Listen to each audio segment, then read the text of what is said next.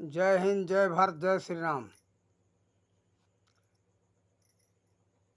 आज मैं ललिता सखी इसके संबंध में विचार हमारा कहने का ही रख रही हूँ। आज हम लोग विदेशियों को कोसते हैं कि विदेशी लोग भारतीय संस्कृति का नाश किए। हमें भी ऐसा इतिहास से मालूम होता है कि विदेशी नाश किए, जिसमें सबसे अधिक नाश किया अंग्रेज लॉर्ड मैकाले। लेकिन इस समय हमें देखने में ये ऐसा मालूम हो रहा है, उस समय 2 फरवरी 1835 को तो ये पता चल रहा है कि एक लॉर्ड मैकाले था, लेकिन अब तो जगह जगह, गांव गांव, घर घर में ये लॉर्ड मैकाले दिखाई पड़ रहे हैं। क्यों कि आज हम एक शिक्षक से बात कर रहे थे भारतीय संस्कृति के विषय में। हमने कहा कि देखो, आप लोग जो शिक्षक हो करके ये भारतीय संस्कृति को अपना नहीं रहे हो, तो कहने लगा कि सखी जी देखो, परिवेश के अनुसार तो चलना पड़ता है। परिवेश माने जैसा मानव समाज का सभ्यता है, उस हिसाब से चलना पड़ेगा। मान लो जो भारतीय संस्कृति की बात करे और वही कहे कि परिवेश के हिसाब से चलना पड़ेगा, मानव समाज के हिसाब से चलना पड़ेगा, वो मानव समाज का क्या सुधार कर सकता है? देखो, वही लोग सुधार कर सके जो मानव समाज गलत रास्ते पर जा रहा है, उससे ऊपर उठ करके कुछ सोचे विचारे और कुछ अलग किए तो मानव समाज का सुधार कर पाए। जैसे मान लो नारद जी, हम उदाहरण देते हरणाकुश के समय का। नारद जी सोच रहे थे कि भारतीय संस्कृति का, मानवता का नाश हो गया है, हमें नई पीढ़ी से शुरुआत करना है। वो इंतज़ार कर रहे थे नई पीढ़ी का। तब तक उसी समय में ये ऐसा हुआ कि मौका उनको मिल गया। उसी हरणाकुश का राजा का ही लड़का प्रहलाद जो थे, उनके नारद जी के हाथ आ गए। तो देखो, नई पीढ़ी से उन्होंने शुरुआत किया मानव समाज के सुधार के लिए। तो समाज से अलग हट करके समाज जिस राक्षसी रास्ते पर जा रहा था, उस राक्षसी रास्ता को छोड़ करके नारद जी मानव समाज के कल्याण के लिए आगे हट करके सोचे, समझे, देखे और उस पर चले। और उस परंपरा को, प्राचीन ये जो पद्धति चल रही थी वर्तमान में, उस पद्धति को मिटाने के लिए उन्होंने प्रयास किया, तो मिटा। अब जैसे मान लो गुलामी के जंजीर में फंसे हुए थे भारत के लोग, और यहाँ के कुछ ऐसे थे वीर योद्धा कि इन लोगों से अलग हिम्मत करके हट करके सोचे विचारे और सोच विचार करके उस रास्ते को अपनाए, सबको मार्गदर्शन दिए। जैसे नाम आता है गांधी जी का, लेकिन इस समाज से तो अलग हट करके थे ना, कि अरे चलो, यहाँ के लोग तो ऐसे थे कि भाई अंग्रेज़ों का लात बात सहते रहो, जो मार खाते रहो, मरते रहो, लेकिन सहन करते रहो। वैसे लोग चल रहे थे। उसी परिवेश में अगर गांधी जी चले होते, सरदार भगत सिंह चले होते और नेताजी सुभाष चंद्र बोस चले होते, खुदीराम बोस उसी परिवेश में चले होते, लात जूता खाते होते, मार खाते रहते, सहन करते रहते, और जैसे चंद्रशेखर आज़ाद थे और इसी परिवेश में जिए होते, तो भारत स्वतंत्र नहीं हुआ होता। अगर समाज को सुधारना है तो समाज से अलग हट करके, ऊंचा सोच करके, कुछ अलग सुधार का रास्ता सोच करके करना पड़ता है। तो जो शिक्षक वर्ग कह रहे थे, शिक्षक वर्ग की बात नहीं, एक ही शिक्षक की बात है, लेकिन एक ही शिक्षक को क्या, हम इस सभी शिक्षक वर्गों को देखते कि शिक्षक ही अंग्रेजी सभ्यता संस्कृति को स्वीकार किए बैठे हैं, वही लोग उसको अपना लिए हैं, उसी पर चल रहे हैं, तो क्या वो समाज का सुधार कर सकते? हमें बहुत अभी खेद की बात है, बहुत दुख के साथ ये कहना पड़ रहा है। तो हम ये देखते कि शिक्षक को तो समाज के सुधारक माना जाता है, लेकिन वही शिक्षक जो है नहीं अगर सुधरे तो समाज कैसे सुधर सकता है? बहुत सोचने के दयनीय स्थिति है। तो शिक्षक का ही कार्य होता है समाज का सुधार करना। समाज का सुधार करने के लिए ऐसा नहीं है कि जैसा परिवेश है, जैसा रहन सहन है, जैसा लोग चल रहे हैं, उसी में हम भी चलते रहें। ऐसा करने से समाज का सुधार नहीं हो सकता है। लेकिन हाँ, अगर इसी परिवेश में चलना है तो फिर प्राचीन भारतीय सभ्यता संस्कृति की क्यों बात करते हो? कुछ ऐसे भारत में, हम ऐसे ही समाज में लोगों को देख रहे हैं, जैसा समाज देखेंगे वैसा ही बात करेंगे, फिर सबके मन को मोह लेंगे, हाँ में हाँ मिलाते रहेंगे, अपने को बहुत बड़ा विद्वान बन जाएंगे। हम बहुत बड़े बड़े पद पर बैठे हुए मंत्रियों को, राज्यपालों को देखा हूँ ये बात। देखो, गुजरात में हम रहते थे तो नवल किशोर शर्मा उस समय गवर्नर थे गुजरात के। वो पहुँचे थे द्वारकापुरी, वहाँ जो शंकराचार्य का जन्मदिन था, स्वरूपानंद सरस्वती के जन्मदिन पर वो पहुँचे थे। तो भारतीय सभ्यता संस्कृति में भारतीय सभ्यता संस्कृति के संबंध में बहुत लंबा चौड़ा भाषण दिए थे, जो अखबारों में छपा। हम पढ़ कर के प्रभावित हुए। उनके पास पहुँचे, जा कर के हम गांधीनगर में 12/10/2004 को शाम को 6 बजे हम मिले थे। उसके संबंध में हमने बात किया, सोचा कि चलो ये गवर्नर हैं, इनसे बात करेंगे तो हमारे प्राचीन सभ्यता संस्कृति शिक्षा नीति को स्थापित करने में ये हाथ बटाएंगे, कुछ मदद करेंगे। इसके लिए जगह ज़मीन हम चाहते थे कि 1000 एकड़ ज़मीन मिल जाए तो हम वहाँ बहुत बड़ा विश्वविद्यालय का स्थापना कर दें। लेकिन स्वीकार करके गवर्नर साहब और फिर बात को पलट गए। फिर उसके बाद में मुख्यमंत्री और वो गवर्नर साहब मिल करके हमारे पास पत्र लिख करके भेज दिए कि भाई ज़मीन अगर चाहिए तो खरीद करके बनाओ। तो हमने पत्र में लिखा था कि हमको विश्वविद्यालय बनाना है, लेकिन समाज के लिए बनाना है, हमें अपना निजी कुछ नहीं करना है। तो बताओ, अगर खरीद करके बनाते तो हमारा निजी होता। मैंने एक बात हम उदाहरण दिए। इस तरह से बहुत बड़े बड़े जो पद पर बैठे हुए हैं, ऊंचे पद पर ओहदा पर बैठे हुए, बहुत बड़ी बड़ी बातें करते हैं, लेकिन उसके हिसाब से उनका कोई करनी नहीं है। तो देखो, करनी करो या मत करो, लेकिन कथनी मत करो। तो कथनी करते उसको उसके हिसाब से करनी करो, न तो कथनी करो ही मत। हमारे कहने का मतलब यह है।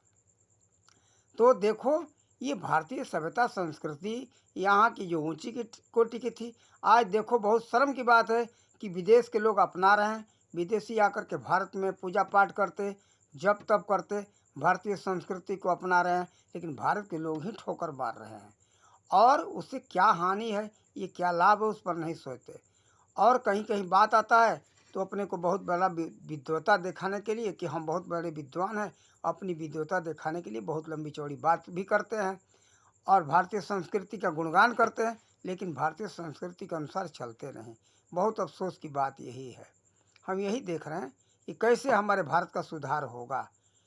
देखो, भारतीय संस्कृति ही नहीं, हर जगह की सभ्यता और संस्कृति वहाँ के जलवायु के ऊपर आधारित होता है। जलवायु के अनुसार वहाँ का सभ्यता संस्कृति वहाँ के पूर्वज ढूंढ करके बनाते हैं, और जो बनाते हैं उसी के हिसाब से वहाँ के मानव समाज का कल्याण होता है। ये बात इतना समझना चाहिए। ऐसा नहीं है कि जिस सभ्यता संस्कृति में मर्जी हो उस सभ्यता संस्कृति को अपना लो, चलते रहो। यहाँ का सभ्यता संस्कृति जाकर के इंग्लैंड में नहीं चल सकता, रूस में नहीं चल सकता, कारण कि बर्फीला क्षेत्र है। ये भारत गर्म देश है। भारत का सभ्यता संस्कृति वहाँ नहीं चलेगा, वहाँ की सभ्यता संस्कृति यहाँ नहीं चल पाएगी। सभ्यता संस्कृति एक ही सिक्के के दोनों पहलू है, लेकिन थोड़ा थोड़ा अलग अलग अंतर है, थोड़ा अंतर दिखाई दे रहा है, लेकिन उस अंतरों में खास दम नहीं है। मूल बात तो एक ही है। लेकिन हाँ, जलवायु के अनुसार होता है, उसके अनुसार न चलने पर तबीयत बिगड़ जाएगा, मानव समाज का नाश हो जाएगा। देखो, भोजन भी है, हर ऋतुओं के अनुसार बना हुआ है। बहुत लोगों को ये बात मालूम भी होगा, लेकिन देखो, ऋतु के हिसाब से भोजन है तो ठीक है, क्या वहाँ के हिसाब से रहन सहन नहीं हो सकता? रहन सहन भी है, लेकिन रहन सहन उसी के हिसाब से होना चाहिए, नहीं तो जीवन का नाश होगा। तो हम यही कहेंगे कि ये शिक्षक वर्ग हो चाहे कोई भी वर्ग हो, उस चीज़ को अपनाओ, समाज का विकास करो। ऐसा नहीं है कि लंबी चौड़ी बातें करो, उसके हिसाब से करनी मत करो। तो ये सब बेकार की बात है। कथनी छोड़ के करनी करना चाहिए। और भारतीय संस्कृति बहुत ऊंची कोटि की थी, उस हिसाब से यहाँ के लोग बनाए हुए थे सबके कल्याण के लिए, उस हिसाब से हम लोग को चलना चाहिए। यहाँ की संस्कृति थी कि भाई पगड़ी रखो। पगड़ी का मतलब क्या है कि माथा का रक्षा करने के लिए।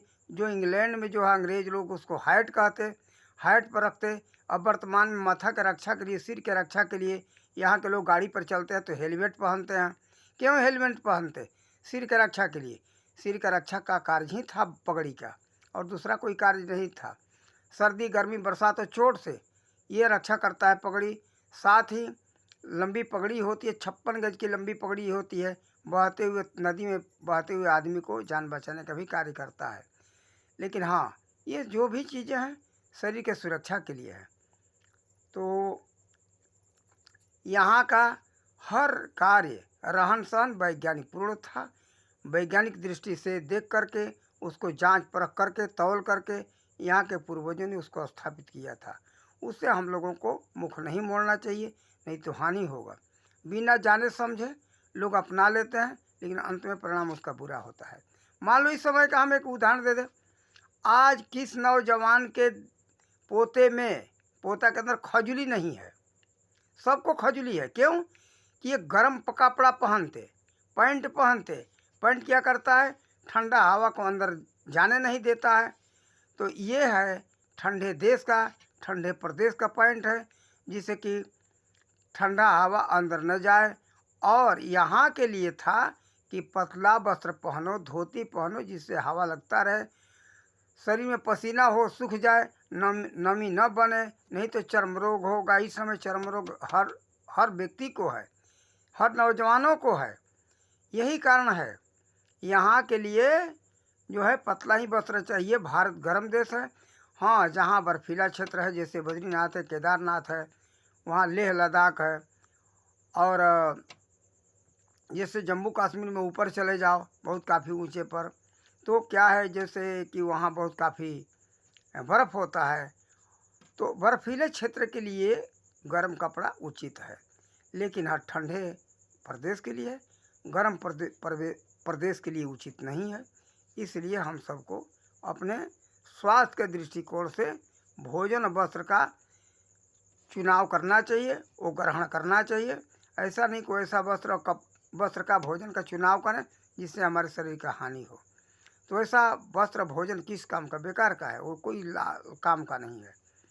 इसलिए हम यही कहेंगे कि आप लोग भारतीय सभ्यता संस्कृति को गलत नज़र से मत देखो। कई वर्षों से वो लोग शोध करते करते हर चीज़ का खोज करके समाज को दिए थे। अब इस समय पश्चिमी सभ्यता के चकाचौंध में लोग भारतीय संस्कृति को भूल रहे हैं। भारतीय संस्कृति कोई गलत नहीं है। भारतीय संस्कृति बहुत ऊंची कोटि की है। और हम इस और सब वीडियो में हम ये बात बताए हुए हैं। आप लोग इस चीज़ को अपनाओ, अपना कल्याण करो, और अंग्रेज़ों के सिद्धांत के हिसाब से मत चलो। देखो, हम और सब वीडियो में हम बताए हुए हैं जो कि यहाँ के कैसे कैसे जो है भारत के लोगों को बर्बाद किए। ये खाद के माध्यम से यहाँ का ला करके बबुल का मोटे कांटा वाले जो है ऊसर ज़मीन को ऊसर बनाता है, उस कांटा को ला करके बबुल के बोर दिए जो कि ज़मीन ऊसर हो जाए। कीटनाशक दवा चलाए, रासायनिक खाद चलाए जो कि यहाँ का ज़मीन ऊसर हो जाए। ऐसा अंग्रेज़ों का चाल था।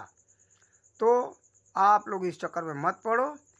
और यहाँ के सबसे बड़ी बात, यहाँ के शिक्षा नीति को बर्बाद किए, यहाँ के इतिहास को बर्बाद किए, यहाँ के सभ्यता संस्कृति को अंग्रेज़ों ने बर्बाद किया, यहाँ के इतिहास में बदलाव किया कि भारत के लोग स्वयं अपने यहाँ के सभ्यता संस्कृति को भूल जाए। ऐसा उन लोगों का विचार था, वो करके दिखाए, और वही हो रहा है। भारत के लोग ही भारत के सभ्यता संस्कृति इत्यादि जो कुछ भी है, सब परंपरा को लोग गलत नज़र से देख रहे हैं। तो ये हमें बहुत दुख का बात है। लेकिन क्या कर सकते? भारत के लोग ही भारत को बर्बाद करने में लगे हुए हैं। अंग्रेज लॉर्ड मैकाले का ये कहना था कि हमें ऐसा एक वर्ग तैयार करना है, कैसा कि शकल से, शरीर से भारतीय हो, लेकिन दिल और दिमाग से अंग्रेज हो। एक दुभाषिया को काम करे, यानी हिंदी भी जाने और अंग्रेजी भी जाने, वो काम करके दिखाया। और इसने ये भी सोचा था, कहा था कि दिल और दिमाग से अंग्रेज हो, तो वही बात हो गया। तो ऐसा मत करो, वो देश का दुश्मन है। और क्या दुश्मन के साथी हो? तो भाई हम तो कहेंगे कि दुश्मन का साथी हो, वो लोग जहाँ चले गए वहाँ तुम भी चले जाओ। भारत को नीची दृष्टि से देख रहे हो, भारत में कुछ है ही नहीं, भारत की सभ्यता संस्कृति गलत है, तो इस संस्कृति में जीना तुम्हारा व्यर्थ है, वहीं जो चले जाओ, इंग्लैंड चले जाओ, भारत छोड़ दो। अंग्रेज की औलादों, ये काले अंग्रेज जो है राजू दीक्षित कहा करते हैं, वो हमको सामने दिखाई दे रहा है। ये गोरे अंग्रेज तो दिखाई नहीं पड़ रहे, कम दिखाई पड़ रहे, गोरे अंग्रेज से ज़्यादा ये काले अंग्रेज भारत के लिए घातक बने बैठे हैं। भारत के ही कह कर के मैं भारतवासी हूँ, हमारे पूर्वज हैं। अरे तुम्हारे पूर्वज अगर होते तो अपने पूर्वजों को दिया हुआ सभ्यता संस्कृति, उनके शिक्षा नीति को तुम बदनाम नहीं करते, गलत दृष्टि से नहीं देखते। अरे शर्म करो, तुम लोग कहते हो कि मैं भारतीय हूँ और हमारे पूर्वज थे। अरे पूर्वज थे तो अपने पूर्वजों की बात को बताए हुए को तो मानो कि कैसे हो तुम उनके औलाद, ऋषियों का संतान कहते हो, लेकिन शर्म आना चाहिए। ऋषियों का संतान कहते हो, ऋषियों के वाणी को, उनके मार्गदर्शन को तुम लोग ठुकरा रहे हो, कितना शर्म की बात है। इसलिए अगर तुम भारतीय हो और ऋषियों का संतान हो, अपने को ऋषि का संतान कहना छोड़ दो, और नहीं तो